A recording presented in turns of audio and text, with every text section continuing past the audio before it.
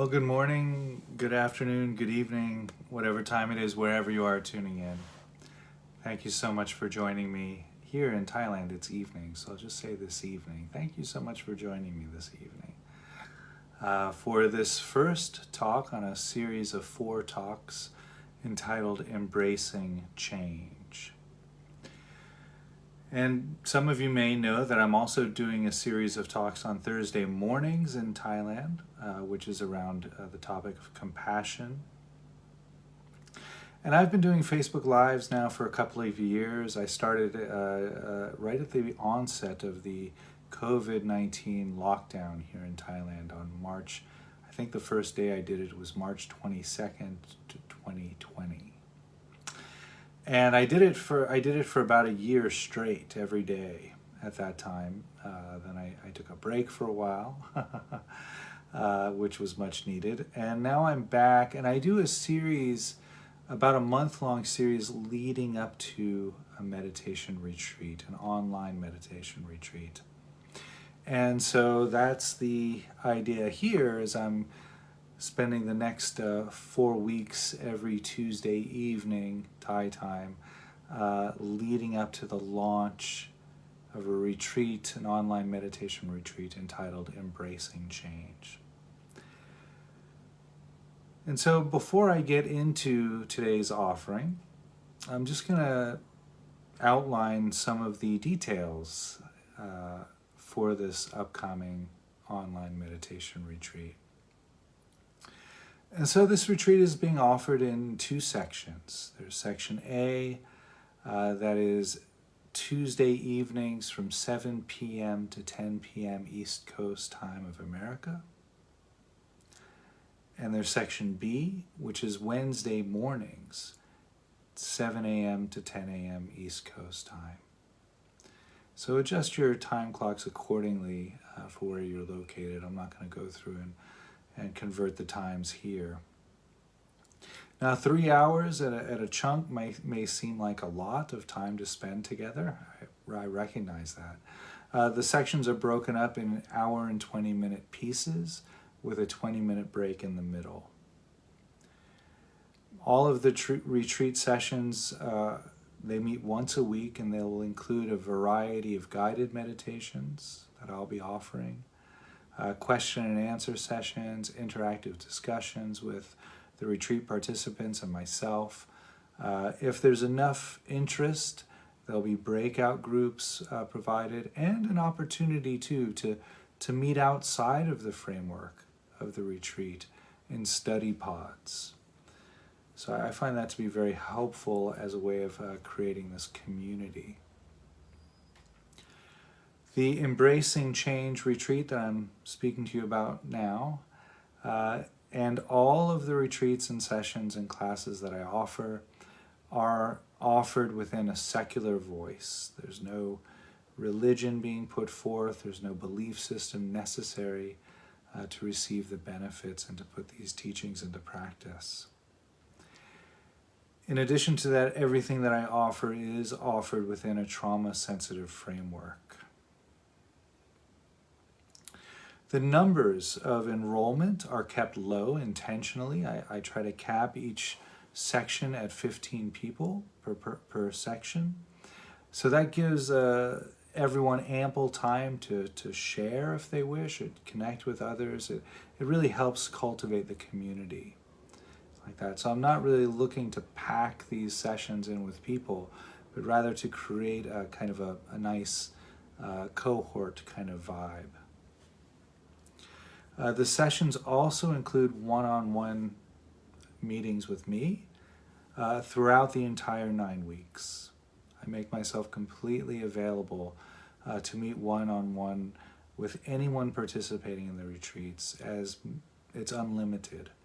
Within reason, of course, but relatively unlimited. Try to keep it to once a week at the most.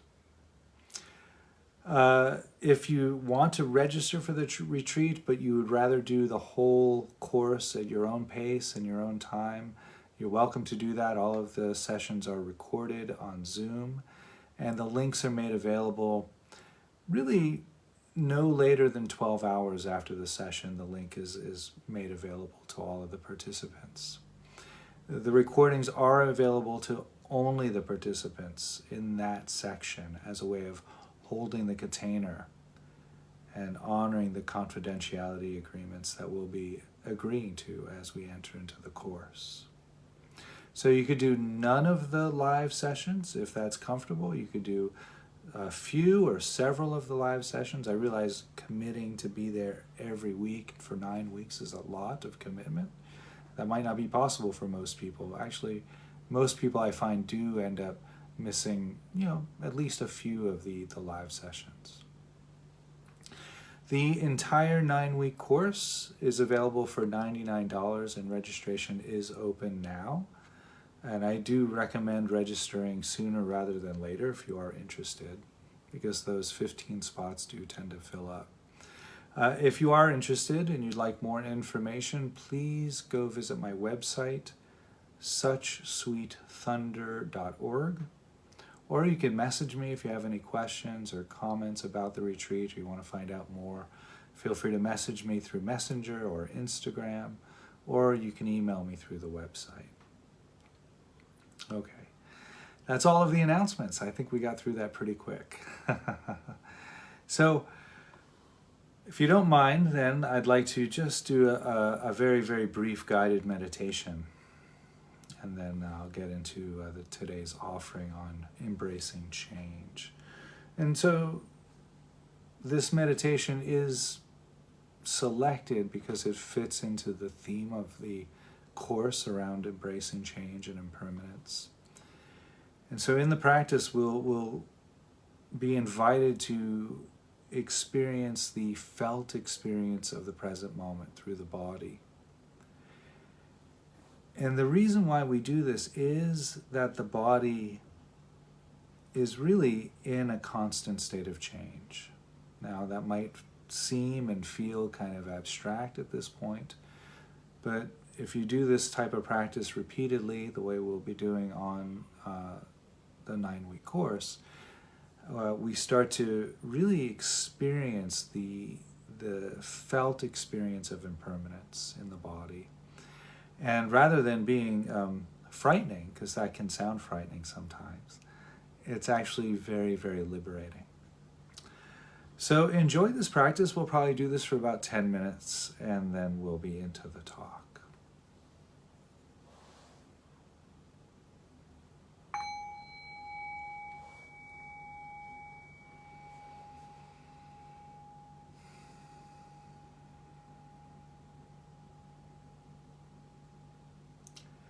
And so the invitation here is just to arrive into this present moment.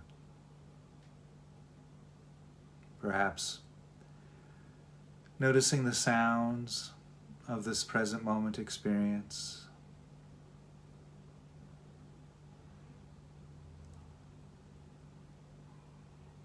And so the invitation is just to listen to the soundtrack of this present moment.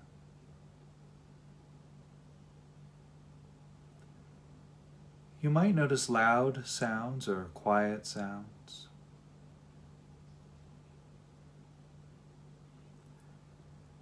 There might be sounds generated by nature, such as bird songs,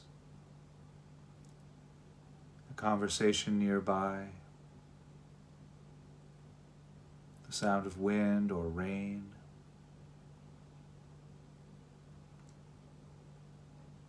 There might be sounds generated by electronics or appliances, machinery, the occasional car passing by, an airplane flying overhead.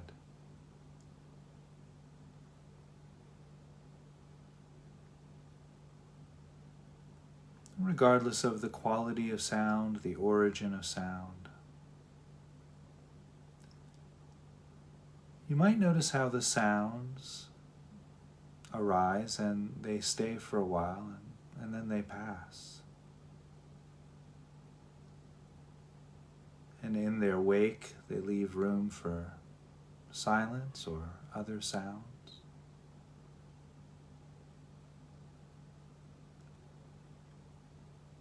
And so simply turning awareness to the experience of sound, we are invited then to connect with the ever-changing field of sound, of silence.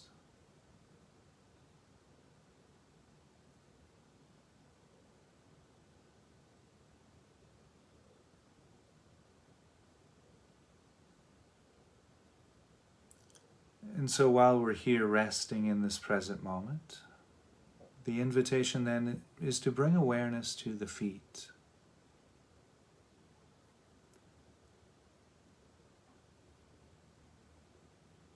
And really connecting with the felt experience of that area we think of as feet.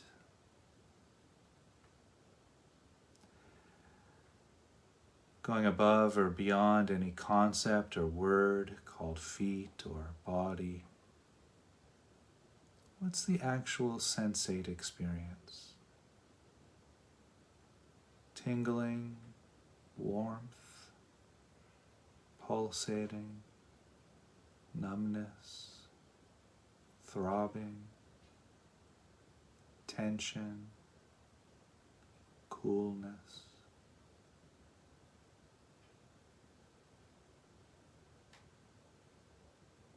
There's no wrong sensation or right sensation, just noticing whatever is there.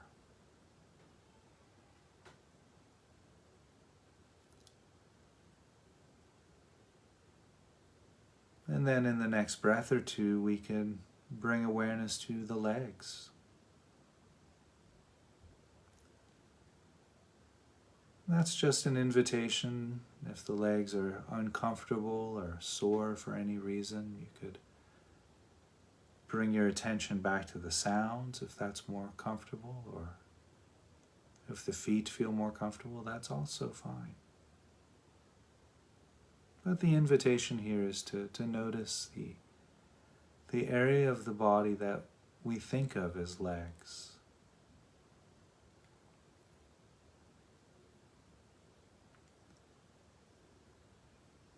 What's the actual sensate felt experience? Tension, tightness, soreness, softness, perhaps the roughness, the texture of the clothing against the skin of the legs.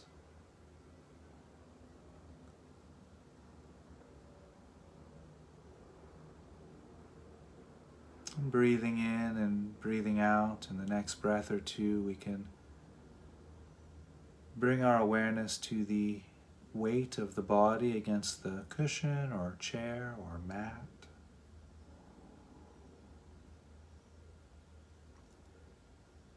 Simply noticing the sensations arising as a result of that contact.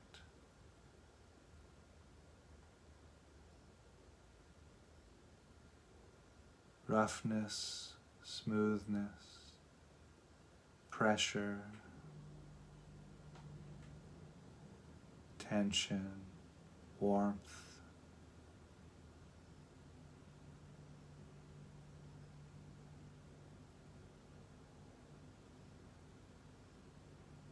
And while we're here resting, we're invited then to notice the hands and the arms.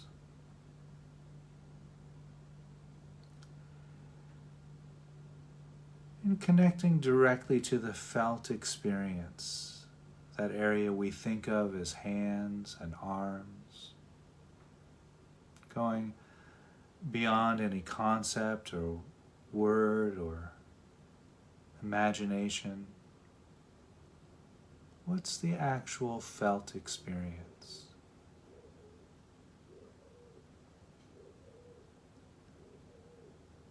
Tightness, tension, tingling, warmth, throbbing.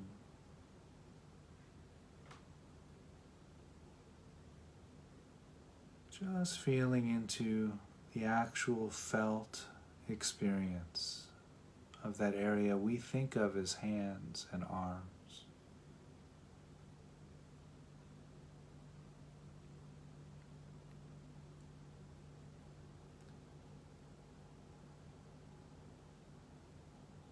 And in the next breath or two, we could bring awareness to that area we conceive of as shoulders.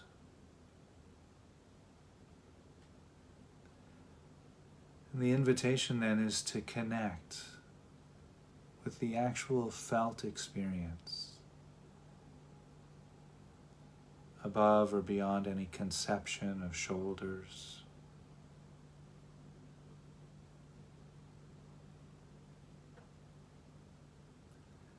Simply feeling into whatever's there. And if there's very little or no sensation, that's fine too. Just feeling into that. Just noticing whatever's there.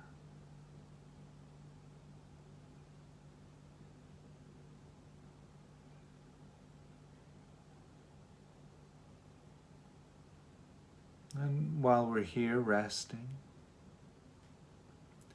the invitation then is to bring awareness to that area we think of as neck.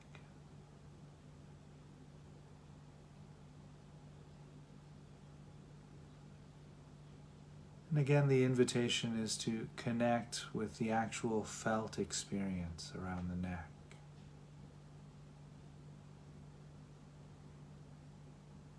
Tightness, tension, tiredness, softness.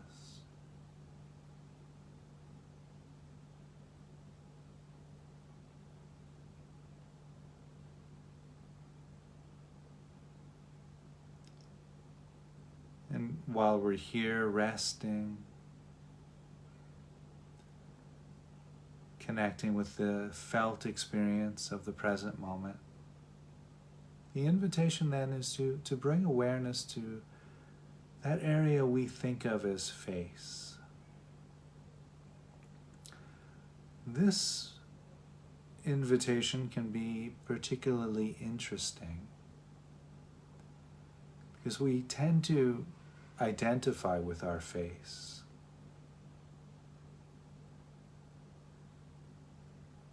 And so here the invitation is to let that go, to at least temporarily let go of the idea or concept of what we look like.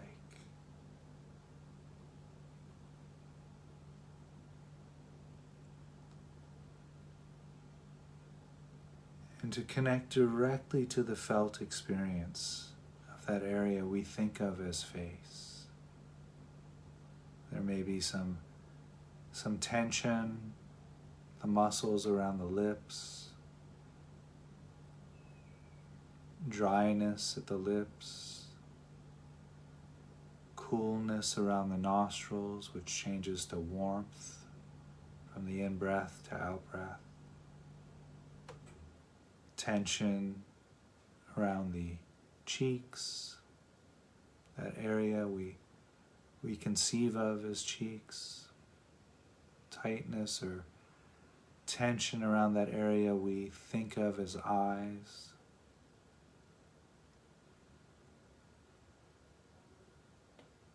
Noticing too the felt experience of that area we think of as forehead.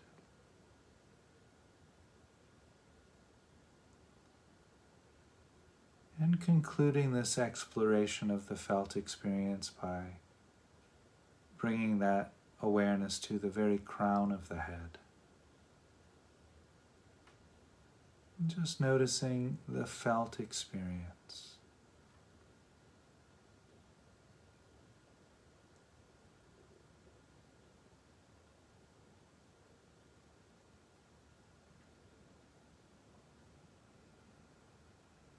And so the invitation here is just to rest.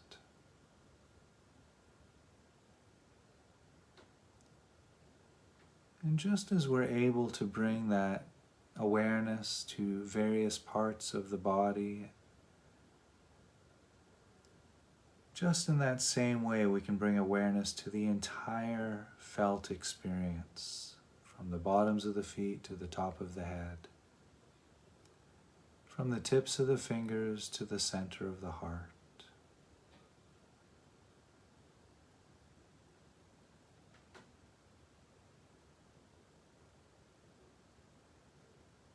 And if you wish, here we can bring that exploration to the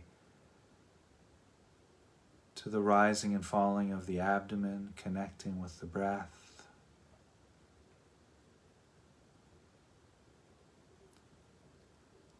What's the actual felt experience there as the abdomen rises and falls? Perhaps at the rising there might be some tension, tightness, tingling, pulsating.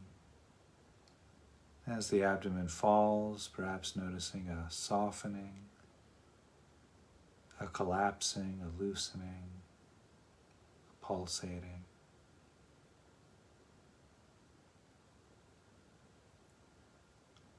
You might notice that some areas of the felt experience of the present moment have changed.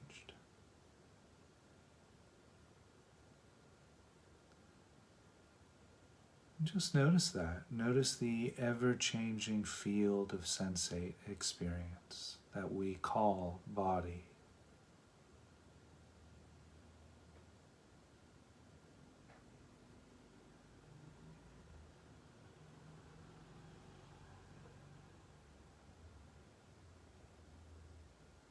And so in the next breath or two, we'll begin to shift away from this guided meditation back into a conversational space, and I'll cue that by ringing the bell 3 times.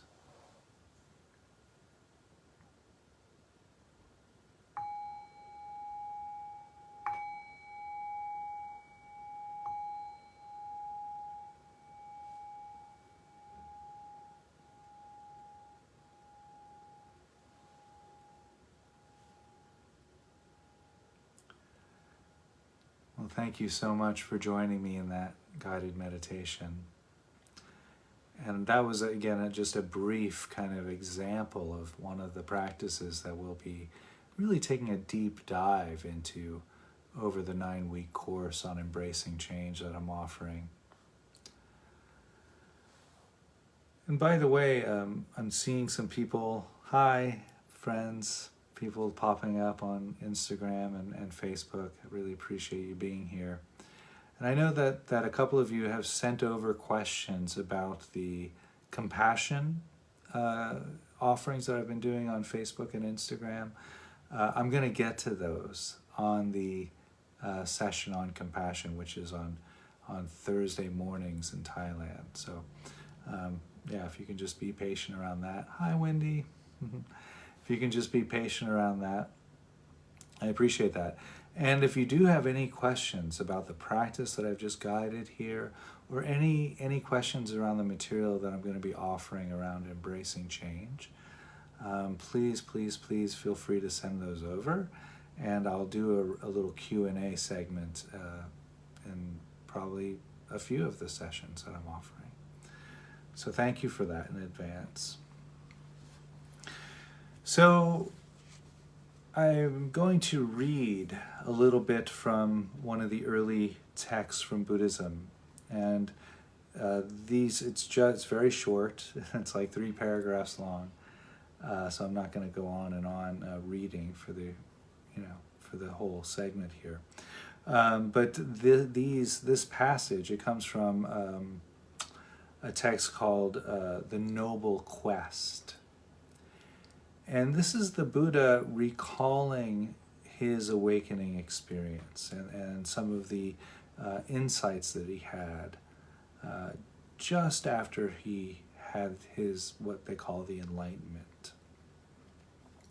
And the reason why I'm reading this here today is we're going to be really taking a deep dive into this particular writing over the 9-week course. So this is the Buddha. He says, "This Dhamma which is really a word that's very challenging to translate. But here he's really talking about this truth. Okay. This Dhamma that I have reached is deep, hard to see, difficult to awaken to, quiet and excellent, not confined by thought, subtle and sensed by the wise. But people love their place. They delight and revel in their place. It is hard for people who delight and revel in their place to see this ground, the this conditionality, conditioned arising, cause and effect. And also hard to see this ground, the stilling of inclinations, the relinquishing of biases, the fading away of reactivity, desirelessness, ceasing, nirvana. Were I to teach this Dhamma, others would not understand me, and that would be both tiring and vexing for me. People who are colored with attachment, covered by darkness, will not see what goes against the stream. Subtle, deep, hard to see and fine. So the Buddha really there, it's quite an extraordinary statement. And there's a lot here that I'm not going to unpack at all today. It goes way beyond an hour or 45 minutes that we have together. That's why we're taking the whole 9 weeks to really unpack this. But to just touch on it a little bit today in this offering, the Buddha recognizing how challenging this is for most people. Challenging 2,600 years ago and challenging today. It says, people won't understand this. It goes against the stream of our habitual conditioning. Subtle, deep, hard to see, and fine. And then to back up here to the first paragraph, he says, I've awoken to this insight. It's not confined by thought, it's subtle. It's already been sensed by the wise. He recognizes that this isn't his insight necessarily. Although he's manifesting it in a particular way, it's already sensed by the wise. But then he says, people love their place. It will be hard for people who delight, love, and revel in their place to see these insights. So what is that about, right? Because there he says, I've had these insights into conditionality, conditioned arising, cause and effect, which is karma. I've had these insights into how nirvana is attainable by relinquishing our reactivity, to stepping away from our desires rather. He's had these insights, but people love their place. So there's the tension, right?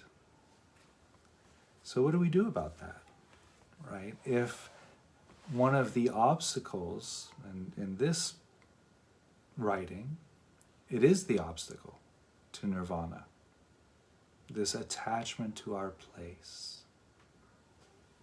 So what do we do about that, right? Well, I think first we have to kind of recognize our place, right? If we're going to try to relinquish that place or places, what is he talking about? So my place, I've made a list here in my notes. I'm Chris. That's probably the identity that I resonate with the most. My name, right? Chris, Christopher, whatever.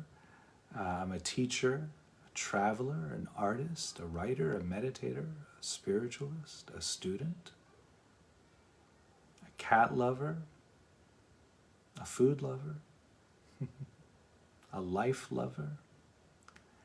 These are all of the places that I personally love, delight, and revel in. And we all have these. It's not to make them bad. We don't want to make these into the enemy. But simply to recognize that this is the natural, normal tendency of the human species. To stake out our claim and to make it into a place. Because it provides a type of ground. It provides what we consider to be some sort of stability. But that's the great mistake. That's why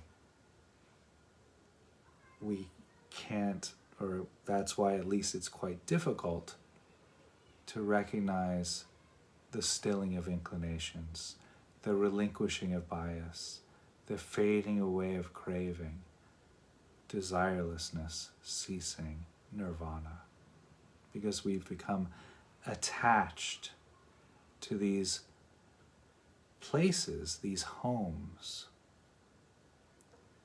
and we take them to be fixed and permanent. They seem to provide a type of solidity, a type of ground, right? So the issue there is that, when we attach ourselves to this place, it gives me, quote unquote, me, an identity. And then I experience the other. Because the other doesn't make sense unless there's an I. And the I doesn't make sense unless there's an other. But we know that this isn't the reality that we live in. We know this is counter to the actual reality of life. We know that everything is changing all of the time. That those places that we delight, love, and revel are destined to dissolve and fade and pass away. And as I recognize this sounds like bad news, but actually, as I said just before the guided meditation, it's extremely liberating to begin to find our home within the state of being homeless. To begin to find that ground within the flow of ever-changing experience. When we find our home within these structures that we think of as being permanent, but are destined to crumble, we suffer. We suffer when they crumble. And we suffer because we can't experience that freedom that's just beyond that letting go. So over this 9-week course, we'll spend those 9 weeks getting really, really comfortable with change. To at least start to put down that foundation in that state of really a foundationless foundation. That's the idea. So we'll be drawing on that meditation that I introduced us to at the beginning. And if you like, you can go back and do the practice in the recording, or if you wish, you can message me. I have plenty of practices like that on my podcast page that I'd be happy to send a link over to you. Just message me and let me know. And so the idea there is we bring our awareness and attention to the felt experience of the present moment. And the more we do that, the more we recognize that this body that we inhabit is simply a river of ever-changing experience. And so you might ask, well, why don't I experience it that way? Why does it feel, why does my hand feel permanent? Why does it feel like a solid thing, a hand? And the reason for that is that we have this word called hand. And the word never changes. So we identify this feeling, sensate experience with that concept that is not, that concept that's frozen. And so I look at the hand and I think to myself, oh, there's my hand, and it feels exactly like the same hand that did yesterday and the day before, unless I heard it or the cat scratched it or something like that. But when we are invited to feel, in this example, the hand, beneath, above, beyond any concept, we start to sense that feeling of change. That's always happening all of the time.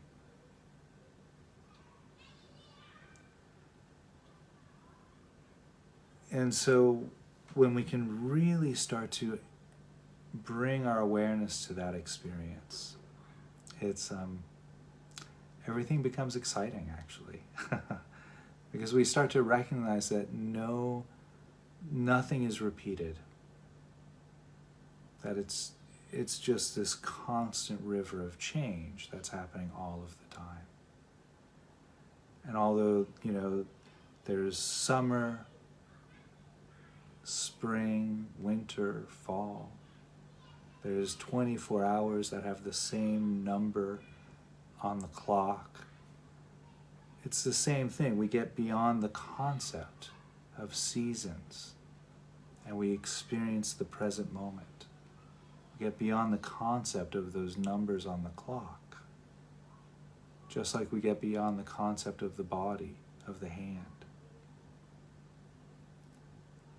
And as we let those concepts go, we step into that river of ever-changing experience. We find our home within the river of ever-change. We let go of those structures, those places that we tend to delight and revel in. And we step out and we experience the ground. We become free from our biases, free from our desires and cravings. Because all of that, all of our desires and cravings are there to solidify that ground that is destined to crumble.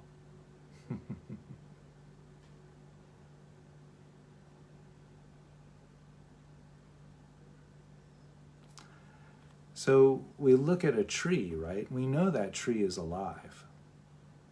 Logically, we know that that tree is this living, breathing organism, right? But why does the tree look exactly the same as it did yesterday?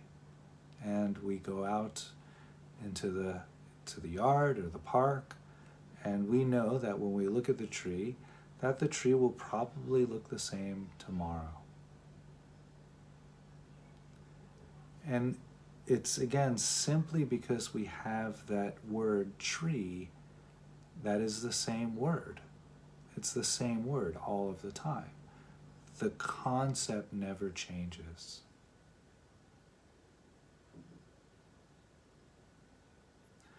If we could see the tree beyond the concept, if we can actually experience it as a living, breathing organism, an even living, breathing organism is a concept.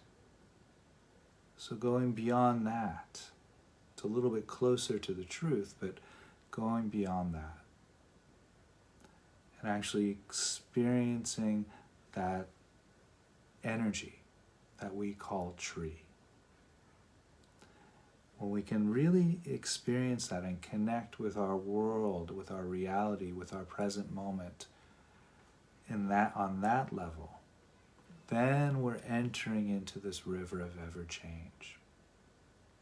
Now, is it possible for someone to stay in that all of the time and function in our society? Probably not. Probably not. But it's not necessary. If we can just glimpse it for a few moments, a second, 2 seconds, however long, it doesn't matter. Just to have that glimpse into this ever-changing field that we call life. That glimpse is enough. Because then we start to recognize that ever-changing flow. And it's not just with solid objects. And I'll get to this a little bit next week. But it's also with our emotions, our feelings. Why is it that we take, when we feel a particular emotion like anger, it feels so solid and fixed and permanent. When we're angry, it feels like we're always going to be angry.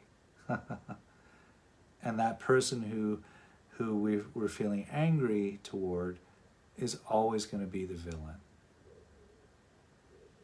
Right? But we know that's not true. And so these practices around this ever-changing field allow us to step out of that reactivity. The ceaseless fading away of reactivity. Because we know that if we can just see it for ourselves, and that's why we practice, right? It's not enough to listen to talks like this. It's not enough to read or study. We actually have to do the practice. We actually have to feel the felt experience of change. Once we have that experience, even if it is a glimpse, we recognize that yes, this anger will change. This sadness will change. The feeling that I'm having right now is a part of that ever-changing field. Why does it feel so solid and fixed? Because we reach into that river of ever-change and we take it out and we look at it. And we say, I'm mad. Right? We identify with it. I'm mad. It becomes a part of who we are. Not just a part, but it takes up most of who we are. Right? I'm angry. And we fixate on it. We've taken it out of that river of ever change, and we're grasping it and clinging to it, or pushing it away, wrestling with it. And the irony there is that the more we do that, we feel alive. It gives us a type of feeling of being alive and being strong because it's strengthening our sense of I, the ego, in some circles it's called. Because it's giving us something to push against or cling to or wrestle with. Remember, I only makes sense against an other. And so if we take that anger out of that river of ever change, it feels good. The Buddha called that the poison arrow with the honey tip. We take that anger out, we wrestle with it, and it strengthens who we think we are. We delight, revel, and love our place. And if we're really going to connect with that freedom of impermanence, the freedom of this ever change that's just there, we have to let that go.